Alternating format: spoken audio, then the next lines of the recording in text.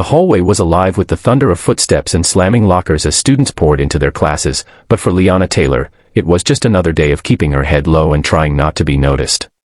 She had transferred to West Haven High 3 weeks ago, and the adjustment had been anything but easy. The school had a pecking order, unspoken but brutally enforced. Football players ruled the top. Jocks strutted like they owned the floor. And if you were new, quiet, or different, you were prey. Liana was all three. She wasn't shy, just observant. She didn't dress loud or crave attention, but she carried herself with a silent strength most didn't recognize until it was too late. Her father, a retired military combatives instructor, had trained her since she was 10, not for show, not for violence, but for defense. Only use your strength when there's no other choice, he always said. And when you use it, don't hesitate. Today, that lesson was about to be tested. It began like any other Monday. Liana walked down Hall C, the roughest corridor in the school, filled with lockers that had seen too many fights and walls with hidden dents no one talked about. She kept her backpack tight, earbuds in, pretending to listen to music as she scanned the reflections in the glass case trophies. That's when she noticed them: Marcus, Blake, and Tyrell, West Haven's golden boys, football stars, arrogant and bored. They had noticed her weeks ago, but so far, it had only been snickers, snide comments, and accidental bumps in the hallway. Today was different. She felt it in the way they blocked the light as they stepped into her path, smiles twisted with menace. "Yo, new girl," Marcus sneered, stepping in front of her. "You dropped something, your confidence." Liana didn't flinch. "Excuse me." She tried to sidestep, but Blake's massive arm slammed against the locker, cutting her off. "We're just trying to welcome you properly," he grinned, his voice oozing mockery. "You've been avoiding us." "Because I don't like trash," she said, coldly, her eyes locking with his. The insult stung, and for a split second, Blake's facade cracked. Tyrell chuckled. "She's got a mouth. Maybe we should help her learn some respect."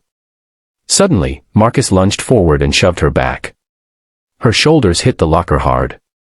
Students nearby slowed but didn't intervene. This was football royalty. No one messed with them. But Liana's hands were already up, her stance shifting subtly, weight on her back leg, eyes scanning. "Back off," she warned. They didn't listen. Tyrell reached to grab her wrist, laughing. That was the mistake. In a blur, Liana pivoted, her left hand parrying the grab while her right elbow struck into Tyrell's chest, sending him stumbling. Blake surged forward, enraged, grabbing her jacket and yanking her toward him. That's when it happened.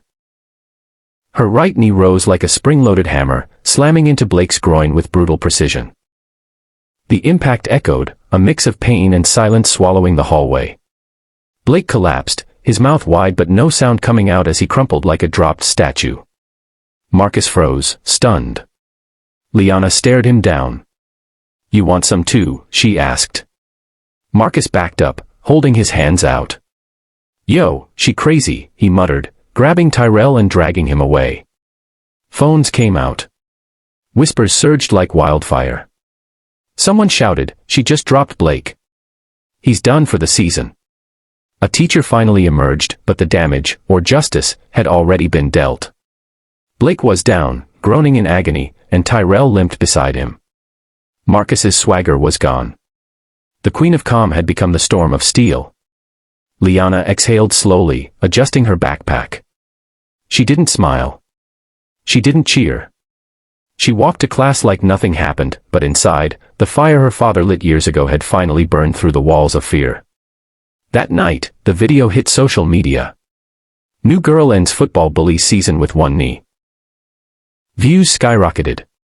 Comments poured in. "She's a hero. Where do I learn that move?" Respect. But not everyone was cheering.